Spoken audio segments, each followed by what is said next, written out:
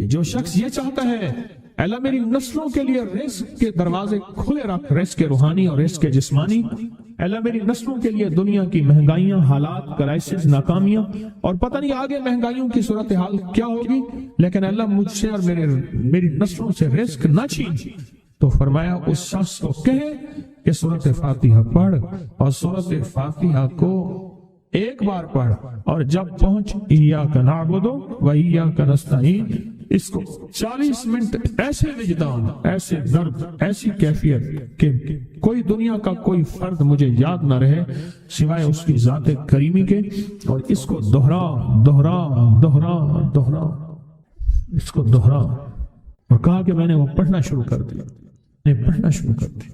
شیخ حامد کوفی کہتے ہیں کہ کوفہ میں ہمارے ہاں ایک رئیس تھا، اور لوگ اس کے در سے کھاتے تھے، اور لوگ اس کے در سے بہت لیتے تھے، اور بہت سخاوت چلتی تھی، اور سنا تھا کہ اس کے والد بھی ایسے رئیس تھے، اور سنا تھا اس کے دادا بھی ایسے رئیس تھے، اور یہ بات سنی تھی کہ اس کے دادا نے کوئی عمل کیا تھا، اور ایسا نہیں، دادا کے بڑوں نے کوئی ایسا عمل کیا تھا جس میں اللہ سے نسلوں کے لیے رزق اور رزق کے خزانے منوائے تھے۔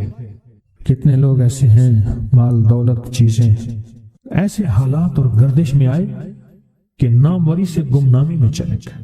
مجھے یاد ہے کہ میں ٹاؤن شپ میں ایک بندے سے ملا، یہ بات ہے آج سے کوئی 27-28 سال پہلے کم و بیش، ایسی چھوٹا سا کمرہ تھا اور مختصر سی 2-3 کرسیاں، ایک ٹوٹی سی میز، اور کہا کہ میں لاہور میں میرا سکہ چلتا تھا، میرا نام یہ ہے، نام مناسب نہیں، رازداری زندگی کا پہلا حصہ ہے، اور میرا نام یہ ہے، اور میرا اپنا ذاتی جہاز تھا، اور یہ مال تھا، اور یہ چیز تھا، اور آج میرا حال یہ ہے کہ اگر میں دوائی لوں گا تو یہ بندہ پیسے دے گا جو ساتھ کھڑا تھا، میرے پاس دوا کے پیسے نہیں ہیں۔ مجھ سے ہمارے مخلص ہیں، وہ کہنے لگے کہ میرے والد جن کے پاس جاب کرتے تھے ان کا بہت بڑا کاروبار تھا، انہوں نے اس دور میں 14,000 کی گاڑی لی تھی نئی، اور پھر 16,000 کی گاڑی لی، نئی گاڑی، کتنے کی؟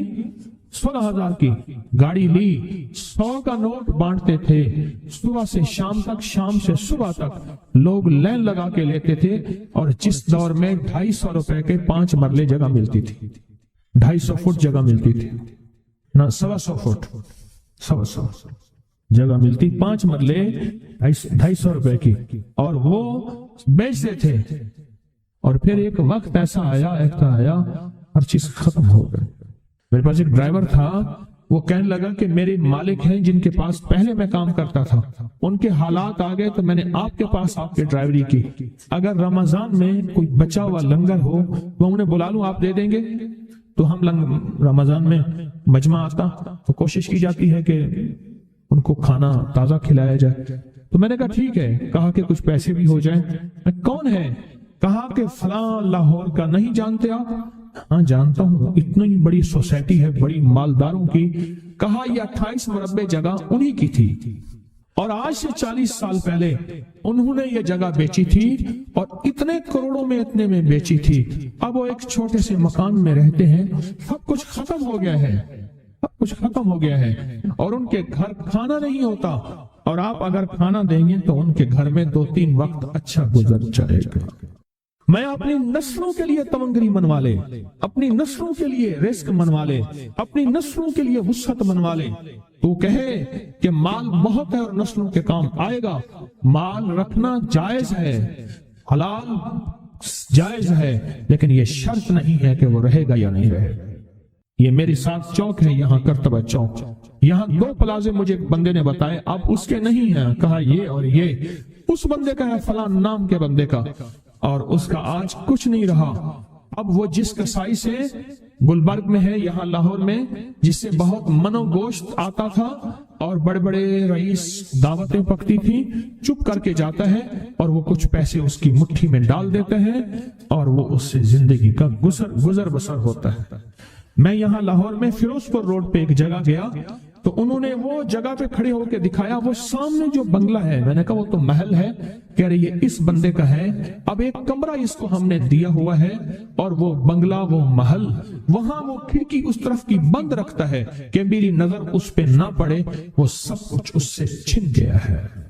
سنیں، یاد رکھیں، جو اللہ کے خزانوں سے ملتا ہے وہ تیری جیب سے جا نہیں سکتا، وہ دنیا کی جیبوں اور مالوں سے جو ملتا ہے وہ تیری جیب میں رہ نہیں سکتا۔ یہ جو عمل ہے نا، نسلوں کے لیے رزق منوانا، برکت منوانا، نسلوں کے لیے رزق منوانا، نسلوں کے لیے برکت منوانا، یہ جو عمل ہے، بس اب میں نے آپ کو عرض کیا نا کہ آپ پوچھیں کتنا دن کریں گے، میں نے کہا دل خود بولے گا، من خود بولے گا، اندر خود بولے گا۔ یعنی آپ کو کچھ واقعات سنائے ہیں، بڑی بڑی ہستیوں کے واقعات، یہ اس میں سعودی عرب مکہ مکرمہ میں ایک جگہ ہے، اس کا نام خالدیہ ہے سوسائٹی۔ میں وہاں ایک عرب سے ملا، شیخ ابو ترکی اسے کہتے تھے، تو اردو عربی تو مجھے آتی نہیں، بس تھوڑی بہت ایسے شدھ بدھ ہے، تو وہ تھوڑی ہی دیر میں کہتے تھے، ایسے اٹھتے تھے نا، کہتے تھے اللہم ایاک نعبد و ایاک نستعین۔ میری ان سے چند ملاقاتیں ہیں، بوڑھے تھے، بابے تھے، کہ ان کے بڑے آئے تھے، اصل میں خلافت عثمانیہ تھی تو ان کے بڑے ترکیہ سے آئے تھے، تو پھر مکے میں رہتے تو وہیں کے ہو گئے۔ ان کا جو خادم تھا وہ اردو بولنے والا تھا اور انڈیا کا تھا، اس سے میرا تعلق تھا، تو میں نے اس سے پوچھا، میں نے کہا تیرا جو ہے یہ بابا یہ کیوں پڑھتا ہے؟ یہ پتہ نہیں، میں پوچھ کیوں پڑھتا ہے؟ اس نے کہا جلالی بابا ہے تو کہے گا مجھ سے، میں نے کہا میرا کہے، اچھا وہ میرے اشارے دیکھ رہا تھا، تو اس نے ابھی سے پوچھا کیا کہتا ہے؟ اس نے ڈرتے ڈرتے کہا کہ جی آپ یہ کیوں پڑھتے ہیں؟ تو بڑا خوش ہو گیا، کہنے لگا پہلا بندہ ہے جس نے مجھ سے پوچھا، آج تو کسی نے پوچھا نہیں، پہلا بندہ ہے جس نے مجھے یہ پوچھا ہے۔ کہا جب ہم چھوٹے تھے ہمارے پاس بہت غربت تھی اور تنگ دستی تھی، تو میرے والد ہمیں بٹھا لیتے تھے اور ہم سورۃ فاتحہ پڑھتے تھے، اور جب پہنچتے تھے نا ایاک نعبد و ایاک نستعین پر، تو پھر اس کو میرے والد کہتے تھے دہراؤ، بہت زیادہ پڑھو، بہت زیادہ پڑھو، بہت زیادہ پڑھو، بہت زیادہ پڑھو۔ کام پڑھتے تھے، بہت زیادہ پڑھتے تھے، اور کہا میرے والد پھر دعا کرتے تھے اور ہم آمین کہتے تھے، اور میرے والد کہتے تھے چلو مبارک ہو، ہمیں جو ہے اللہ پاک وہ فلاں چیزیں، وہ حلاوے، وہ چیزیں کھلائیں گے۔ کہہ رہے ابے کو دیکھتے تھے، ابا جی ہمارے پاس تو پیٹ بھر کے روٹی نہیں ہے، آپ کہتے ہیں اللہ وہ کھلائے گا، وہ کھلائے گا، اور ابا ایسے خوش ہو جاتا تھا۔ کیوں؟ ابے کو یقین تھا کہ سورۃ فاتحہ اس کریم نے قبول کر لی اور میرا کام ہو گیا۔ وَمَن يَتَوَكَّلْ عَلَى اللَّهِ، ہاں میرے بندے میری ذات پہ بھروسہ کر کے دیکھ، میرے قریب آ کے دیکھ، مجھ سے دوستی لگا کے دیکھ تو صحیح، میں کر کے دکھاؤں گا۔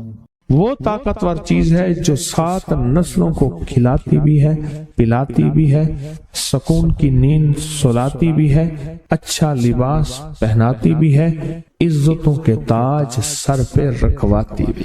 نوری لقمہ اپنی زندگی کی ضرورت بنا لے، پھر کیا ہوگا؟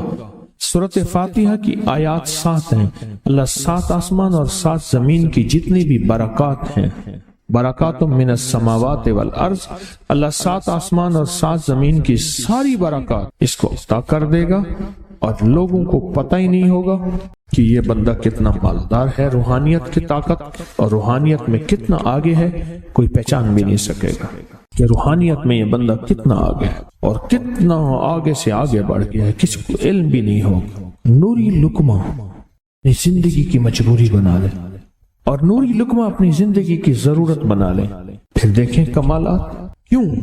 فرمایا جو سارے قرآن میں ہے، جو سارے قرآن میں ہے، جو سارے قرآن میں ہے، آنکھیں کھل جائیں۔ یہ سورۃ فاتحہ نماز کھانے کے دوران پڑھنے والا یہ اہل نظر میں ہے، اس کی نظر وسیع ہو جاتی ہے، یہ اہل کشف ہوتے ہیں، ان کی دل کی آنکھیں کھل جاتی ہیں، یہ فرشتوں کو دیکھتے ہیں، یہ انسانوں کے دلوں میں جھانک لیتے ہیں، یہ کائنات کے راز پڑھ لیتے ہیں، کائنات کے راز پڑھ لیتے ہیں۔ کہ اللہ پاک ان کے سامنے جنات آنکھوں سے دکھاتا ہے، حتیٰ کہ یہاں تک کہ اللہ قبر کے راز بھی ان کے اوپر کھول دیتے ہیں۔ نوری لقمے کا اثر یہ ہے، دل کی آنکھیں کھل جاتی ہیں، دل کی آنکھیں کھل جاتی ہیں، دل کی آنکھیں کھل جاتی ہیں۔ یہ نور لقمے کی تاثیر ہے۔ چہرے کی آنکھیں تو سب کے پاس ہیں، دل کی آنکھیں سب کے پاس نہیں، دل کی آنکھیں سب کے پاس نہیں، چہرے کی آنکھیں سب کے پاس ہیں، دل کی آنکھیں سب کے پاس نہیں۔ نوری لقمے کی یہ تاثیر ہے کہ دل کی آنکھیں کھل جاتی ہیں اور دل کی دنیا آباد اور دل کی دنیا شاد اور دل کا وہ بندہ بامراد بن جاتا ہے جو نوری لقمے اپنی زندگی میں شامل کرتا ہے۔ اور نوری لقمے سورۃ فاتحہ، اور کتنی بار؟ اچھا، یہ سورۃ فاتحہ بیماریوں کا علاج۔ صحابہ کرام فرماتے ہم جا رہے تھے، کوئی ایک سردار تھا، اس کو بچھو نے کاٹ لیا اور اس کو چیخ رہا تھا بیچارہ، فرمایا سانپ کا کاٹا سوئے، بچھو کا کاٹا روئے۔ میرے پاس ایک سانپ کا کاٹا آیا تھا، غنودگی میں تھا، وہ بہت غنودگی میں سے سوتا تھا، اور میں نے کہا اس کو سونے نہ دے، خیال نہ کیا انہوں نے، ادھر سے ہٹا تو بندہ ختم ہو گیا، سانپ کا کاٹا تھا۔ ہمارے ایک والد صاحب رحمۃ اللہ علیہ کے تھے، ملک عبد الرحمن ڈوڈی، وہ لائے تھے، تو کہنے لگے اس بچھو کے کاٹے کا علاج، صحابہ کرام نے 7 بار سورۃ فاتحہ پڑھ کے اس پہ دم کر اور وہ ٹھیک ہو گیا۔ اور میں جب سورۃ فاتحہ عرشوں سے زمین پہ آئی، نازل ہوئی، ایک گونج اٹھی، ایک آواز آئی، اور میں اللہ سے آج وہ چیز زمانے پہ زمین پہ نازل کی ہے جو اس سے پہلے کبھی آئی نہیں تھی اور جو اس کے بعد کبھی آئے گی نہیں۔ اس سے پہلے کبھی آئی نہیں تھی، اس کے بعد کبھی آئے گی۔ اور جب سورۃ فاتحہ نازل ہوئی، شیطان رویا، پیٹا، اپنا سر پہ راکھ ڈالی اور اتنا شور کیا کہ اے کاش کہ یہ سورۃ فاتحہ آئی ہے، اور اگر آئی ہے تو واپس چلی جائے، اگر واپس نہیں گئی تو کسی کی زبان پہ نہ جائے، یعنی کوئی اس کو پڑھ نہ سکے، اگر پڑھے تو اس کا یقین نہ ملے۔ یقین سے پڑھنے والے کی دنیا بھی، آخرت بھی، رزق بھی، عزت بھی، صحت بھی، تمنگری بھی، بادشاہت بھی، خوشیاں خوشحالیاں بھی یقین سے پڑھنے والے کو ملتی ہیں۔ اور اس لیے آج بھی شیطان سورۃ فاتحہ سے لرزتا ہے کہ سورۃ فاتحہ پڑھنے سے جنات اور شیاطین ایسے دور ہوتے ہیں، ایسے کہ میلوں دور چلے جاتے ہیں، اور اس بندے سے خوف زدہ ہوتے ہیں جو سورۃ فاتحہ پڑھتا ہے۔ کھانے کے دوران اس کی حکمت کیا ہے؟ انسان کھانے کے دوران مشغول ہوتا ہے، کھانے کی لذتوں میں کھویا ہوا ہوتا ہے، اور اگر بھوک بہت زیادہ ہو بھوک بہت زیادہ ہو تو پھر تو ہوش نہیں ہوتا، پھر ہوش ہی نہیں ہوتا اگر بھوک بہت زیادہ ہو۔ اب اسی دوران جس طرح سنیں غور سے، بڑی میں عجیب بات بتا رہا ہوں، حضرت امام جعفر صادق سلام اللہ رضوان اللہ تعالی علیہ مجمعین اللہ کے ولی تھے، ولایت کے تاجدار تھے، سرداروں کے سردار تھے، اولیاء کے سردار تھے۔ میں بازار میں جاتے تھے، جا کے پھر واپس آ جاتے تھے، پھر جاتے کچھ نہیں خریدتے تھے۔ کسی نے پوچھا اب کیوں جاتے ہیں؟ فرمایا 2 وعدے لینے، کیا؟ میں جا کے بازار میں ہر بندے کو سلام کرتا ہوں، وہ سلام کا جواب دیتے ہیں، اور کیا پتا کسی کے سلام کا جواب ایسا ہو جو اللہ کے ہاں مقبول بھی ہو، محبوب بھی ہو۔ اور پھر فرمایا بازار میں جاتا ہوں اور جا کے بازار میں جاتا ہوں اور جا کے بازار کی دعا پڑھتا ہوں۔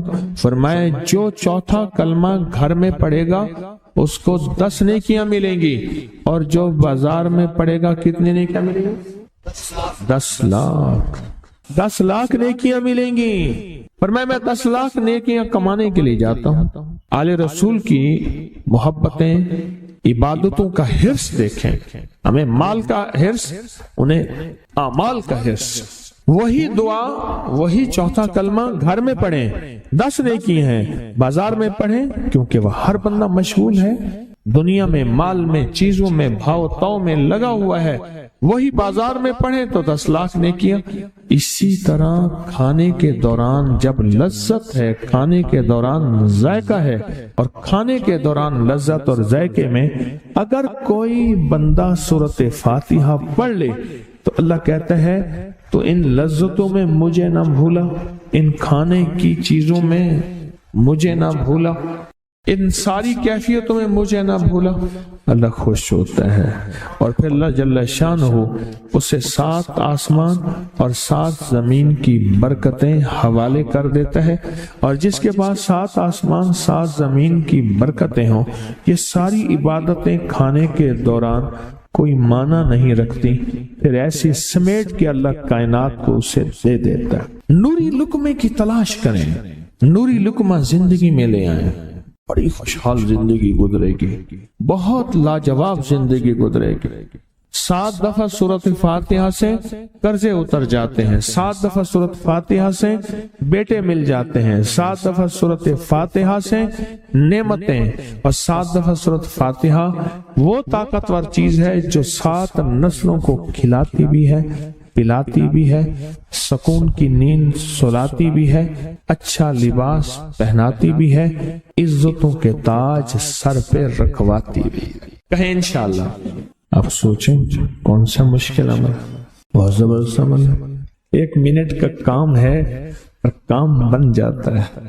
اور میں نے اس کی اجازت جتنی مشکل سے لی تھی نا، اس عمل کی بہت مشکل سے اجازت، اور جس دن لی تھی اسی دن فیصلہ کیا تھا انشاءاللہ اسے چھپاؤں گا نہیں، انسانیت مخلوق کو بتاؤں گا۔ اور یہ 7 دفعہ سورۃ فاتحہ جو دل کا مریض ہو مجھ جیسا، اس کا بھی علاج ہے، جسمانی ہو یا روحانی۔ میں نے پچھلی دفعہ کہا نا کہ میں دل کا سخت مریض ہوں اور آج بھی ہوں، دعا کرو موت تک نہ رہوں، اور میں دل کا سخت روحانی مریض ہوں، جسمانی نہیں ہوں۔ میری پچھلی دفعہ کی وجہ سے پوری دنیا میں کوہرام مچا ہوا ہے کہ بابا گیا، جانا تو ہے، جانا تو لازم ہے۔ پچھلی دفعہ میں نے وہ کہہ دیا کہ میں دل کا سخت مریض ہوں، میرے لیے دعا کرو، وہ یہ مریض ہوں، روحانی مریض ہوں، روحانی مریض ہوں۔ تو یہ بیماری جو دل کی بیماری ہے نا، اس کا بھی علاج ہے، روحانی ہے یا جسمانی۔ جیسے میں دل کی روحانی بیماریوں کے بارے میں نے آپ کو کہا، میں سخت مریض ہوں دل کا، اللہ کرے اس کا مرض کا علاج ہو جائے۔ تو کھانا کھاتے ہوئے میرے دل کے لیے بھی آپ دعا کریں گے کہ اللہ بھی میرے دل کو ٹھیک کر دے، اللہ بھی ٹھیک کر دے۔ آپ مجھے بزرگ سمجھتے رہے ہیں اور اندر سے کام کھوکھلا ہو، یہ دل کی روحانی بیماریوں کا بھی علاج ہے، اور یہ جسم کی اور دل کی جسمانی بیماریوں کا بھی علاج ہے۔ یہ صحت مندی کا راز ہے، سورۃ فاتحہ ہے بابا، سورۃ فاتحہ، سورۃ فاتحہ۔ جو بندہ سورۃ فاتحہ پڑھتا ہے ایک بار، اللہ جل شانہ ان 7 آیات کی تاثیر اور طاقت اسے عطا فرماتے ہیں، اور 7 سمندروں میں جو غذا، رزق، طاقت اور قوت اللہ نے رکھی ہے، اس کا حصہ اس بندے کو دیتے ہیں جو صرف ایک بار سورۃ فاتحہ پڑھتا ہے۔ جو صبح اور شام یہ 3 سورتیں پڑھ لے، فرمایا یہ تمہیں ہر چیز سے کافی ہوگی۔ حضرت عائشہ صدیقہ رضی اللہ تعالی عنہ سے روایت ہے کہ آپ نے فرمایا جب بستر پر سونے کے لیے تشریف لاؤ، اپنی دونوں ہتھیلیوں کو اکٹھا فرماتے۔ آپ جب بستر پہ سونے کے لیے تشریف لاتے، اپنی دونوں ہتھیلیوں کو اکٹھا کرتے۔ اب آپ دیکھیں یہ عمل ہے۔ ایک بندہ کہتا ہے کہ ہتھیلیوں کو اکٹھا کرنے کی کیا ضرورت ہے، ایسے ہی پڑھ لے۔ یہ ابکری والے یہ عمل کہاں سے لے آئے ہیں؟ اس کی ناواقفیت ہے، اس کے علم کی کمی ہے۔ جو عمل میرے کملی والے نے فرمایا، اب مجھے کسی دلیل کی ضرورت نہیں ہے، یا ہے کسی حوالے کی، کسی ثبوت کی نہیں ہے۔ جو میرے حضور نے فرمایا بس حق ہے، حق ہے اور حق ہے۔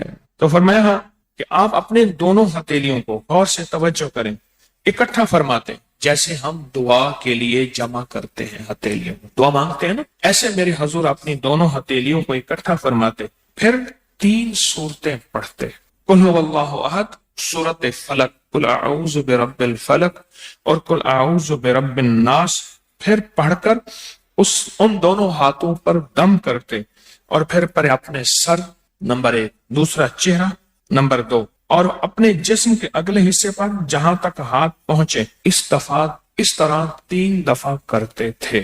آج میں اس کا ایک راز بتاتا ہوں، لیکن پہلے عمل کو غور سے سن لیں۔ آپ دعا کے لیے ہاتھ جیسے کرتے ہیں سوتے ہوئے ویسے کریں گے، کر کے ایک بار قل ہو اللہ پوری صورت، ایک بار سورت فلق پوری صورت، اور ایک بار سورت ناس پوری صورت، ٹھیک ہے؟ پڑھ لی، ہتھیلیوں پہ دم کیا، دم کرنے کے بعد پہلے سر پر اوپر سے شروع کرتے حضور، سر، چہرہ، چہرے کے بعد اپنے جسم کے اگلے حصے پہ جہاں تک ہاتھ پہنچتا، پھر پچھلے حصے پہ آپ پھیرتے، اگلے حصے پہ پھیرتے، پھر دوسری دفعہ ایسے کرتے، ہاتھ پھیلاتے دونوں ہتھیلیاں، پھر یہ 3 صورتیں پڑھتے، پھر ایسے کرتے، پھر تیسری دفعہ بھی ایسے کرتے تھے۔ اس کے فائدے کیا ہیں؟ میں فائدے بتاتا ہوں۔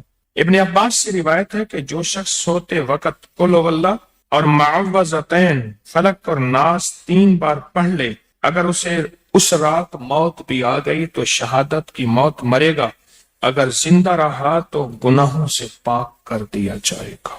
سوتے وقت یہ عمل 3 دفعہ کر لے۔ اور عبداللہ بن خبیب سے روایت ہے، فرمایا جو صبح و شام 3 بار قل ہو اللہ اور معوذتین پڑھ لے، مثلا 3 دفعہ قل ہو اللہ، 3 دفعہ فلق اور 3 دفعہ ناس، یہ صورتیں، فرمایا جو صبح شام پڑھ لے، صبح شام۔ یہ اور روایت ہے، پہلا عمل ہتھیلیوں کو سیدھا کر کے 3 دفعہ کرنا، پہلا عمل وہ ہے۔ دوسرا عمل یہ ہے کہ جو صبح اور شام یہ 3 صورتیں پڑھ لے۔ اب اس کے کمالات سنیں، فرمایا یہ تمہیں ہر چیز سے کافی ہوگی، بس اب تمہارے لیے اللہ کافی ہو گیا، اب تمہیں کسی چیز، کسی پریشانی، کسی دکھ، کسی تکلیف، کسی ناکامی، کسی مصیبت کو انشاءاللہ آنکھوں سے نہیں دیکھو گے۔ یہ جو ہم دعا کے لیے ہاتھ پھیلاتے ہیں یہ دراصل کشکول ہے کہ مولا میں خالی ہوں، میں فقیر ہوں، میں منگتا ہوں، میں پیاسا ہوں، میں عاجز ہوں، اور تو شہنشاہ ہے، مجھ فقیر کو عطا فرما۔ ہم دعا کے لیے ہاتھ پھیلاتے ہیں تو دو بندہ دونوں ہاتھوں میں دعا کے لیے ہاتھ پھیلاتا ہے، اور پھر یہ 3 صورتیں پڑھ کے پھونک مارتا ہے۔ ان تمام 3 صورتوں کا نور، اس کا سرور، اس کی برکت، اس کی رحمت اور اس کی عطا اس کے ہاتھوں پہ آتی ہے، پھر اس ساری عطا کو اپنے پورے جسم پر پھیرتا ہے، تو ایسے ہے اس کے پورے جسم پہ ایک نور کا حصار، دیوار، ایک نور اس کے جسم پہ، پھر اس کو دنیا کا کوئی حسد کا تیر، کوئی جادو کا تیر اس پہ وار نہیں ہوتا، کوئی دشمن کا ایسا تیر جو انتقام کا ہو، ناکامی کا ہو، پریشانی کا ہو،